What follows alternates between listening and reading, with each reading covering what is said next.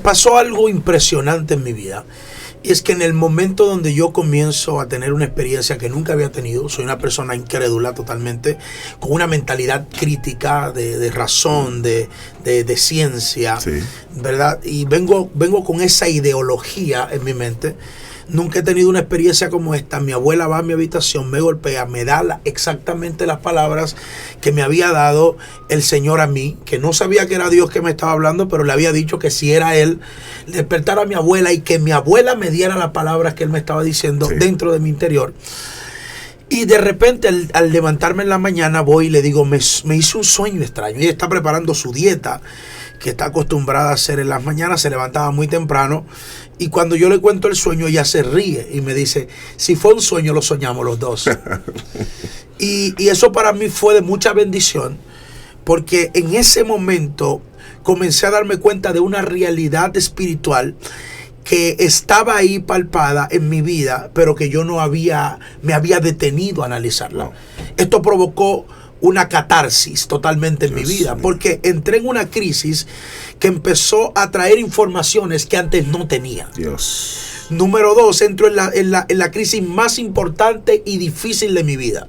¿Cuál fue? Al estado de caer en un estado de ser medicado y estar interno por una condición mental. Wow. Medicado, tratado por psiquiatras, estar interno, porque al tener una experiencia tan impactante, traumatizó áreas de mi vida que no habían sido expuestas en ese momento. Ok, nos gustaría saber cómo fue ese choque, ¿verdad? Porque fueron dos choques ideológicos distintos. Alguien que es ateo y chocarse ahora de frente, que se encuentra con una experiencia espiritual de ese nivel. ¿Cómo fue esa experiencia? ¿Cómo te llevaron te llevaron donde un psiquiatra o donde un psicólogo primero? ¿Cómo fue ese proceso para llegar allá? Si tú ves la Biblia, el patrón que hay dentro de todo lo que ocurre con una persona que tiene un encuentro con Dios, es que su vida no solamente le cambia en el aspecto físico, sí, sino que todo el aspecto espiritual, mental, de psiquis, empieza a ser removido. Sí, claro. Todo el que tuvo una experiencia directa con el Padre, que pudo palpar la espiritualidad de la vida material, vivió una crisis en diferentes estados, ¿verdad? Sí. Esa crisis empezó a reflejarse. En algunos se reflejó de alguna manera, en otros se reflejó de otra. Ahora bien, entendiendo este punto, cuando yo tengo mi experiencia y analizo la iglesia de hoy en día, me doy cuenta que más de un 90% de los creyentes nunca han tenido una experiencia con lo que denominamos Dios. Oh my God, ¿qué ha dicho este hombre? Porque nadie que puede tener una experiencia con Él puede quedar igual. Eso es cierto. Nadie que ha tenido un contacto con Él puede quedarse siendo igual. Entonces, tú ves gente que dice que son tocados por el Espíritu, que Dios le habla en la noche, pero al otro día amanecen en pecado. O sea, tú te encuentras gente que son impactados por el poder de Dios, pero que de repente ellos dicen que Dios le habló, que tienen una palabra de parte de Dios, pero al otro día siguen siendo chismosos.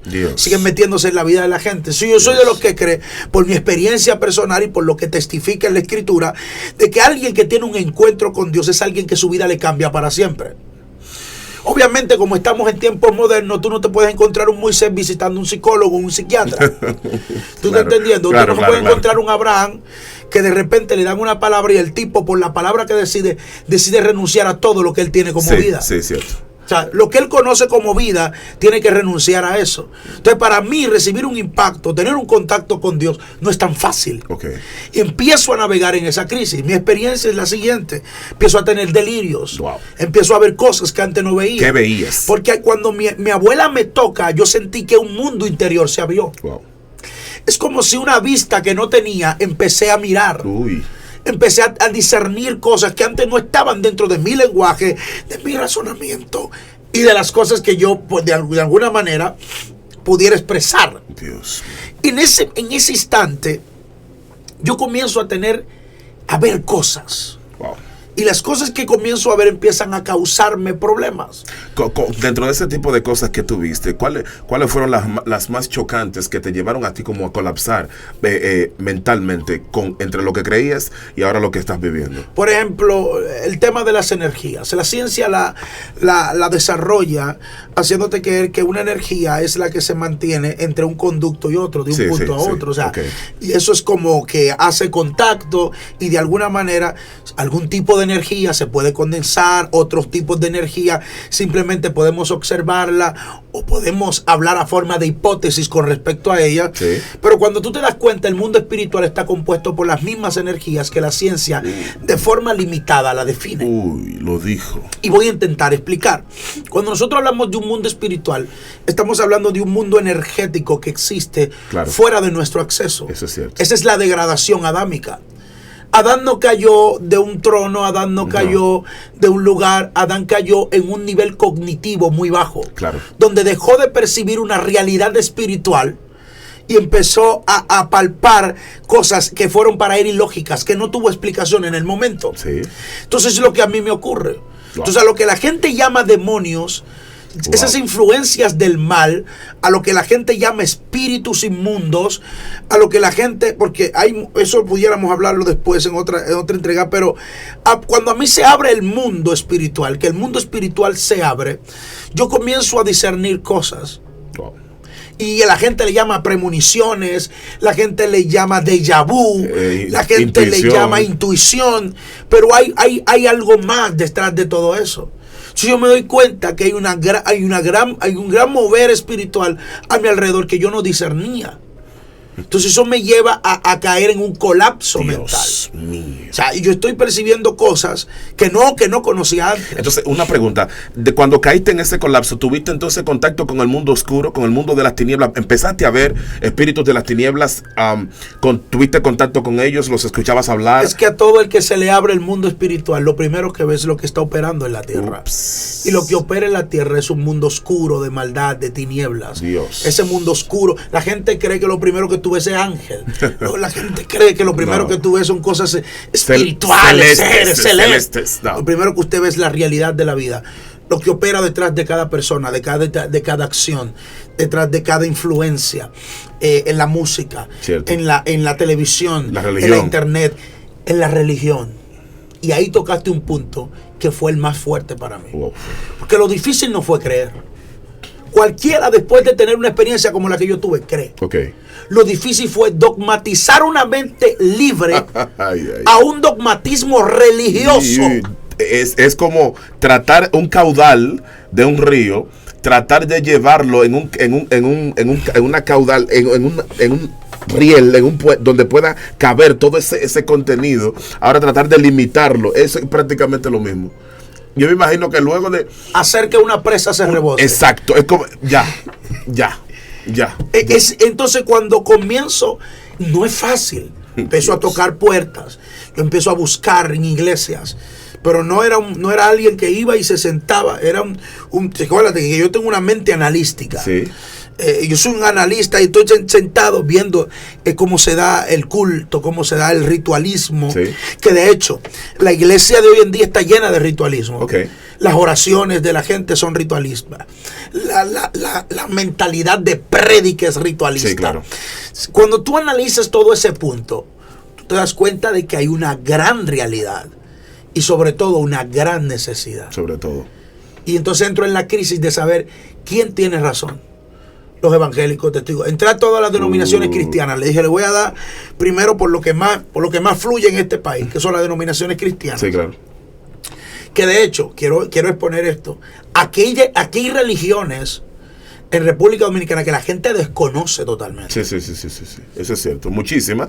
Aquí ahora mismo, República Dominicana se ha vuelto un centro de incluso religiones africanas que pululan acá normalmente, religiones orientales, que se lo puedo mencionar porque las he visto y conozco integrantes de ella también. República Dominicana se ha vuelto una especie de Roma en el siglo I. Exactamente. Una polis donde hay muchísimas religiones convergiendo entre sí, aunque la gente no se dé cuenta. Sí, y van creciendo. van creciendo. Yes. Entonces, de repente yo empiezo a darme cuenta de todo este tipo de... Y empiezo a investigar. Iba, me sentaba, duraba 2 meses, 3 meses. Yo tengo un plazo de encuentro a, de repente, congregarme en una iglesia de mucho tiempo. Ok. O sea, mi vida fue transformada en el momento instantáneo de... Digo transformada porque de ahí yo empecé a tomar decisiones que fueron determinantes sobre mi vida. Ok. Entonces yo empecé a buscar denominaciones. Dentro del cristianismo, buscar denominaciones. Ya quien hoy es mi esposa, en ese momento había conocido al Señor y iba a una iglesia antes de que yo tuviera encuentro con Dios y todo eso. Y yo normal, la llevaba a la iglesia, me iba a la discoteca a beber, la pasaba a recoger, la llevaba a su casa, cenábamos algo esa noche, el sábado, y luego al otro día volvía y la buscaba en la mañana, y si me despertaba por la resaca, la llevaba a la iglesia o la iba a recoger, luego nos íbamos a la playa o cualquier sitio, porque ella me dijo que quería conocer al Señor o volver a reconciliarse porque había sido cristiana desde niña. Okay. Y en el momento donde la conozco está descarriada, y yo nunca le dije que no, porque yo respeté mucho a la gente mía a mi alrededor. Ok, perfecto. Con relación al ateísmo. Sí. Y cuando ocurre eso, buscando en todas las denominaciones, recuerdo que cada vez que entro en una, empieza la crisis, empiezan las preguntas sin respuestas. Ups.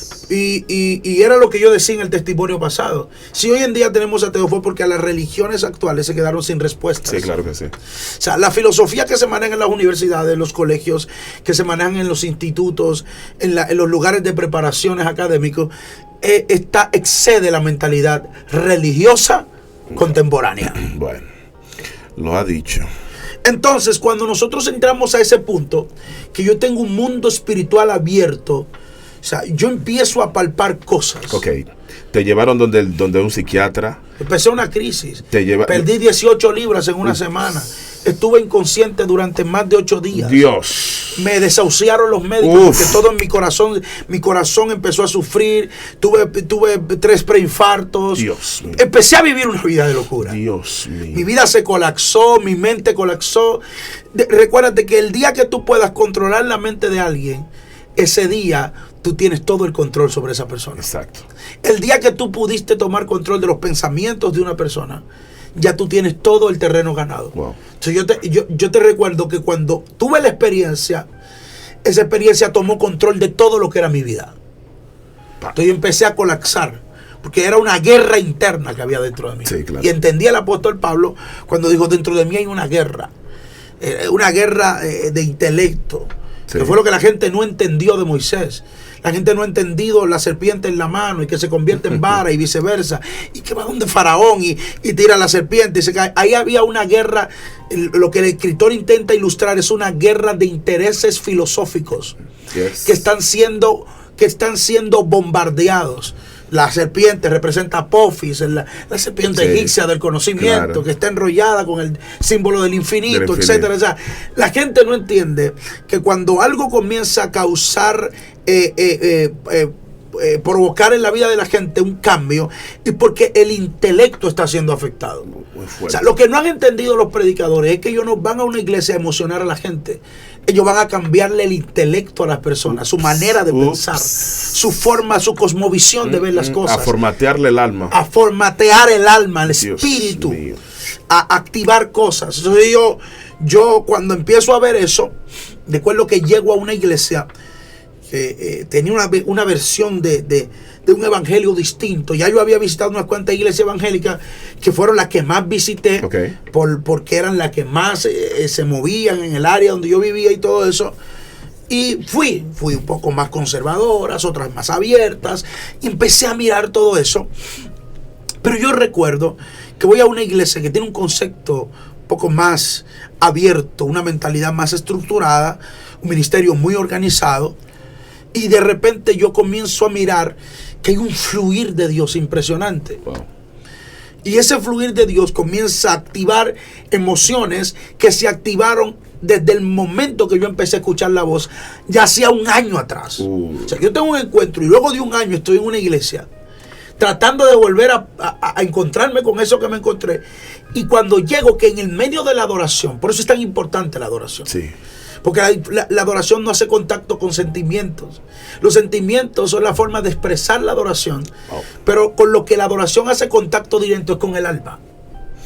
Lo dijo. Está fuerte. Entonces cuando tú entras en esa dimensión, en esa revelación, yo empiezo en medio de la adoración a producirse las emociones y aquellos sentimientos que se dieron desde el punto que empecé a escuchar la voz de Dios. Entonces, cuando el momento de la adoración estaba tan pesado, tan poderoso, que yo empiezo a temblar y empiezo a sudar. Y yo creo que me va a dar una crisis de nuevo. Dios. Wow. Y me asusto. Pero cuando intento pararme para salir de la iglesia, no puedo ni siquiera pararme, no tengo fuerzas. Entonces, cuando intento pararme, exactamente en la misma voz insonora que yo escucho dentro de mí, que me habla, no tiene un idioma, no tiene un lenguaje, no tiene una forma de definición, no es un timbre de voz definible. Exacto, ni siquiera. Pero es una voz dentro de ti que cada vez que hablaba retumbaba en mi interior. Y cuando esa voz retumba dentro de mí, yo vuelvo a sentirla de la misma forma que la sentí. Yo quiero que tú entiendas algo. Lo único que ahí está ocurriendo es que la gente está adorando a Dios. A mí nadie me está imponiendo las manos, a mí nadie me está predicando, a mí nadie me está diciendo nada. Yo estoy ahí y estoy recibiendo el momento de la adoración. O sea, la sublimidad. Por eso es que yo siempre he criticado que los pastores invierten en todo, menos en sonido, menos en músicos, menos en instrumentos. Y ahí es donde está la clave. Wow. Lo dijo. En el momento de la adoración, yo estoy fluyendo en esa dimensión, empiezo a escuchar la misma voz. Se da todo lo que se da en el servicio, pasamos todas las etapas del servicio, el tipo entra a predicar, no tiene 15 minutos predicando, yo me paro y lo interrumpo. Porque la voz que estaba en mi interior me está diciendo, para, interrúmpelo. Wow. Y haz lo que tú hiciste en lo oculto, hazlo ahora, aquí. En público. En público. Uf, ¿y qué fue eso? Dios. Y yo voy, el tipo está predicando, yo me paro, se paran unos mujeres, me paro al frente. Pero como yo no estoy mal vestido, estoy bien vestido, exacto, es una presentable, la gente se queda como, ¿qué va a pasar aquí? Y todo el mundo, él mismo se para, él sigue como predicando, pero cuando yo me le paro al frente y le digo, quiero decirle algo, estoy en una iglesia que hay más de 700 personas. Ok, perfecto. Todo el mundo se quedó como, ¿y este tipo? Y yo le digo, usted está hablando mucho, yo quiero convertirme. Y el tipo oró por mí, se metió una locura, pasó algo impresionante. Yo recibo al Señor públicamente. Okay. O sea, oye lo que está ocurriendo. Que ahí fue donde te dije que entró mi peor crisis. Yo no conozco en estructura el dogma. Exacto. De la religión que estoy aceptando. Exacto. Pero si hay algo que yo, aunque no conozco la estructura del dogma, conozco la voz que me está hablando. Ok. Perfecto. O sea, escucha esto. Ok. Lo que hace tener un balance en mi vida es que yo estoy en un sitio donde estoy entrando a un dogmatismo, y dicho sea de paso, es uno de los más deficientes de la fe, sí, y de la denominación cristiana. Sí. Aunque la gente se moleste, sí, es uno de los más deficientes por muchas cosas. Primero, porque mucha gente no conoce su origen, de dónde viene, cómo empezaron a creer. Yes. Ya ahí hay deficiencias. ¿Me doy a entender? Sí, claro que sí. Entonces, cuando yo entro, yo no entré para, ok, aquí estoy yo, todo lo que me digan lo voy a aceptar, todo lo que me digan lo voy a creer, porque no es mi mentalidad. Mi mentalidad es cuestionar todo lo que se me diga. Sí, claro. Preguntar lo que no conozco. Exacto. Indagar para conocer más. Si yo llevo una fe, imagínate la intensidad de un tipo que acaba de tener una experiencia de una voz. La misma voz lo lleva a una iglesia y le dice que investigue. Y entonces yo empiezo a hacer preguntas sin respuestas. Me imagino que ahí se agravó la crisis. Peor. Empiezo a entrar, pero en algo muy fuerte. Si empezamos a leer la Biblia y yo empiezo a hablar de los problemas bíblicos. Empezamos a hablar de la estructura canónica y empiezo a hablar de la deficiencia canónica del primer concilio de Nicea, que por ejemplo habla de la denominación del canon cristiano. Sí. Y empiezo a hablar con la gente, a tratar de hacer preguntas, pero sobre todas las preguntas que no tenían respuesta había una guianza del Espíritu. Y si hay algo que yo siempre hice, fue obedecer a aquello que el Espíritu ponía dentro de mí. Que aunque yo no lo conocía, era una voz que me guiaba. Muchas veces me quise ir, muchas veces dejé de ir a la iglesia, muchas veces dejé de congregarme, pero esa voz que estaba ahí, palpada dentro de mí, me hacía entender que yo estaba en un lugar donde yo tenía que conocer algo. Dios mío. Entonces yo dejé que me dieran la doctrina, yo dejé que me capacitaran, yo dejé que me bautizaran, y yo empecé a desarrollar todo eso en mi vida. Okay.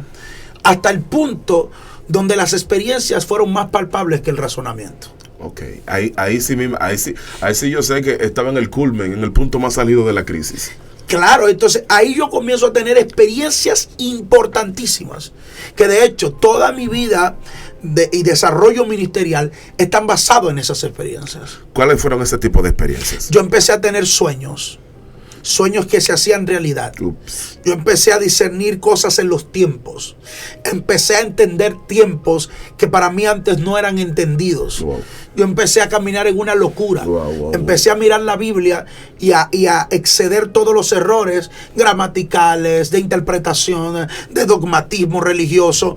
Y empiezo a involucrarme en eso que habla de lo que el Espíritu pone dentro de ti. Dios. Querer sanar la gente, querer buscar el Dios de la Biblia, que no estaba en las iglesias que yo estaba visitando, en todas las denominaciones. Yo decía, ¿dónde está el Dios de Elías? ¿Dónde está el Dios de Abraham? ¿Dónde está el Dios de Moisés? ¿Dónde está el Dios de los profetas? ¿Dónde está el Dios que libraba batallas? ¿Dónde está el Dios de las sanidades? Dios.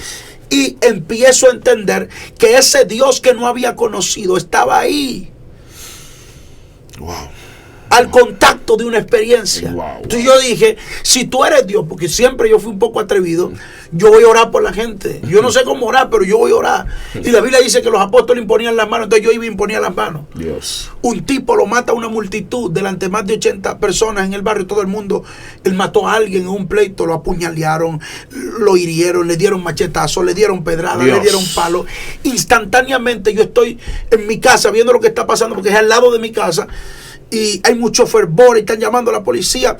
Y el Espíritu, esa voz que me vive hablando, pone el deseo en mí. Y yo le digo, Señor, lo va a dejar morir, que te conozca ese hombre. Wow. Y él me dice, ve y ora por él. Dios. Y yo salgo corriendo y el tipo se está muriendo, agonizando. De hecho, yo daño una camisa blanca que tengo puesta y lo subo en la camioneta de la policía, agonizando, muriéndose. Pero yo oro por el tipo. Y delante de más de 80 personas. Wow. Vimos y fuimos testigos de cómo heridas, Dios, punzantes, de machete, de balas, empezaron a cerrarse. Uy. Y la hemorragia de sangre que salía de él empezó a cesar. Dios. Entonces la gente empezó a decir, el tipo tiene un resguardo. La gente nunca miró que yo estaba orando por el tipo, que yo estaba imponiendo las manos. Cuando yo veo ese milagro, yo veo lo extraordinario, que ya ahí se fue el dogmatismo, se fueron los errores, se fueron las argumentaciones. Yo dije, aquí hay algo. Entonces, yo vivo en una autopista, mi casa materna está en una autopista. Sí. Cada vez que ocurrió un accidente, yo me embalaba para el accidente. Entonces yo empiezo a ver los muertos levantarse. En un accidente, que de hecho una de las señoras que estaba ahí presente, se congrega hoy conmigo, y ella testifica de cuando yo fui y le puse la mano al tipo que tenía más de media hora muerto. Wow. Y cuando yo le doy por el pecho al tipo y grito en el nombre de Jesús, el tipo patalea. Dios. Y el primero que sale corriendo soy yo. Aparte, yo estoy teniendo experiencias, sí, claro, que son nuevas para mí, que son nuevas. Pero estoy viendo el poder de Dios. Mío. Estoy viendo a los paralíticos caminar. Entonces Dios comienza a usarme. Mi mamá ve eso. Y ya había recibido al Señor, pues en todo mi proceso, que es otro testimonio, wow. Como la familia viene a los pies del Señor. Porque hay que tocar cada aspecto, a cada parte, ¿no? Mi mamá se convierte en mi primera coordinadora. Donde quiera que hay un enfermo, donde quiera que hay un paralítico, donde quiera que hay alguien muriéndose. Mi hijo ora y Dios lo usa. Uf, my God. Pero yo no sé predicar. Simplemente sabes orar. Yo nada más sé orar y poner las manos. Dios. Entonces eso comienza a tener relevancia en todo y empieza un mover de Dios en mi vida. Ahí yo empiezo a darme cuenta. Todavía Dios me está usando y me invitaban a la iglesia y yo decía, yo no sé predicar, no me invite. Ahora usted tiene un enfermo en una casa, yo voy y le oro. Wow. Pues yo no sé ni hablar y yo siento que si hablo lo daño. Porque acuérdate que si yo voy a hablar voy a hacer crítica. Exactamente. Porque es lo que yo conozco. Exacto. Pero como digo, necesito esto. Entonces yo empiezo a tener ese tipo de experiencias que van menguando la crisis en mí, ¿verdad? Wow. Y van abriendo un mundo espiritual. Tremendo. Entonces ahí empieza la guerra. ¿Qué tipo de guerras tuviste? Los brujos empezaron a enviar brujería. ¿Cómo te diste cuenta de eso? O enviaron una caja de muertos con un cráneo humano adentro y todos los nombres de la familia. Ups. Mi mamá está contratando a una trabajadora, una bruja usa a su hija y la pone que lleve brujería a la casa. Dios. Entonces nosotros empezamos a descodificar todo. Mi familia empieza un proceso de liberación. Cae uno endemoniado todos los días. Dios mío. Si cae uno en el campo, allá empieza a gritar mi nombre. Ups. Dios mío. Los demonios empezaron a revoltearse. Uf.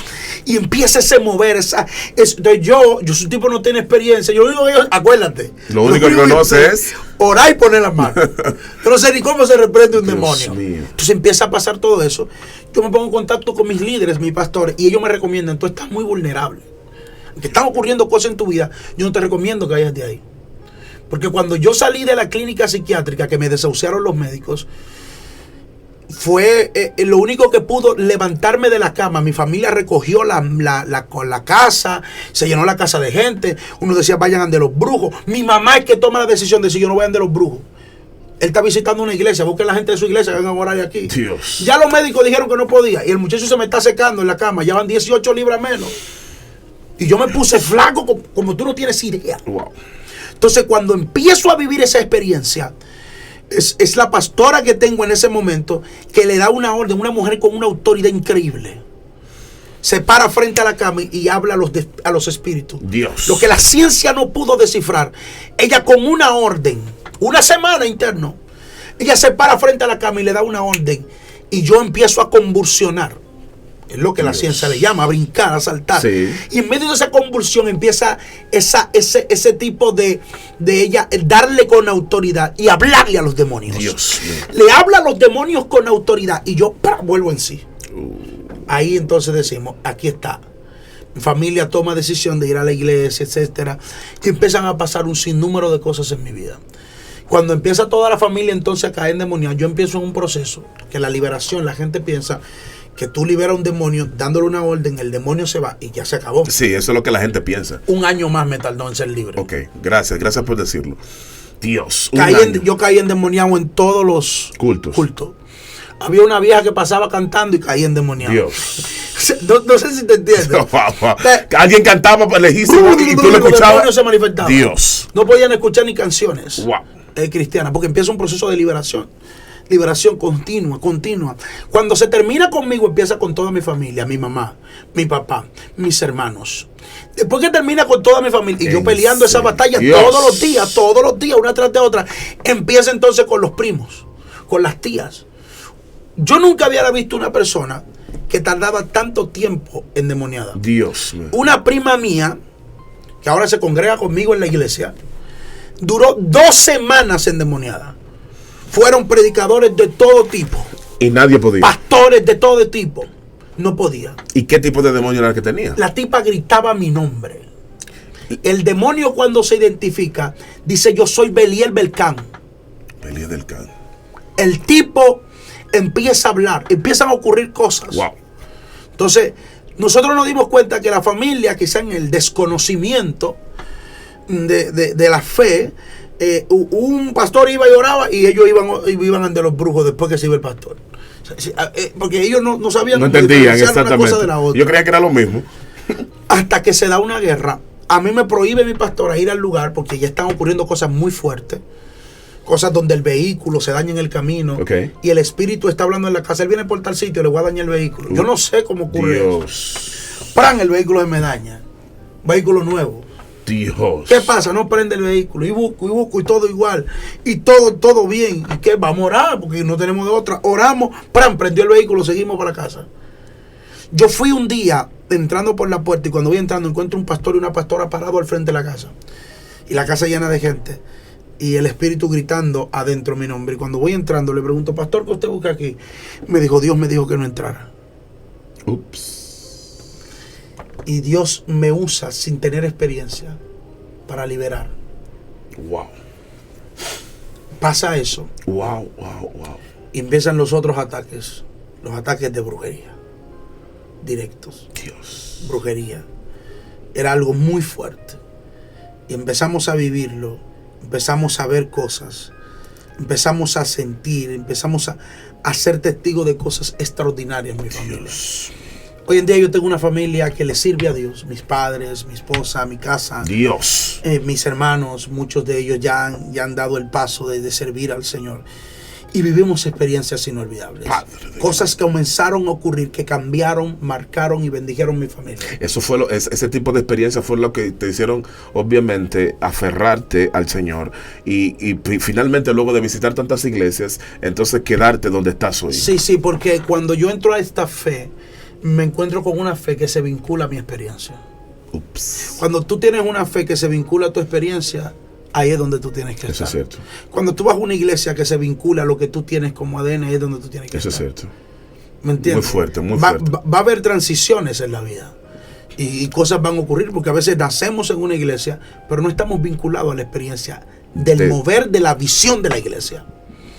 Llegamos a un lugar donde están alineados a lo que nosotros hemos vivido, hemos sentido, y ese es el lugar correcto. Dios mío. No importa que el lugar no me traten bien, exacto, no me presten atención, no me tomen en cuenta, no. Tiene mi ADN. Si tiene tu ADN, es el lugar donde tienes que estar. Cierto. Y eso ocurrió conmigo. Wow. Tú y yo dejé de preguntarle a la fe, porque empezaron a pasar otras crisis. Cuando a mí me daban esos delirios, yo empezaba y le hacía una crisis a los muchachos que venían nuevos. Sí, claro. Subían, pero este hombre. Entonces los pastores tuvieron que tomar decisión conmigo. No pongan a fulano. Fulano tiene que bajarle 2, no puede estar hablando de eso.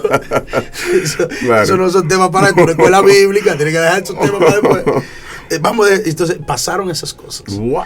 Yo conozco a Dios en ese mover de mi vida. Y estoy resumiendo mucho para poder puntualizar y aprovechar el tiempo. No hay problema. Ya, aunque estamos casi terminando, tenemos unos minutos que vamos a aprovechar para seguir sacando a la luz esas verdades. Entonces, duraste un año en ese proceso de liberación y viviendo esos ataques.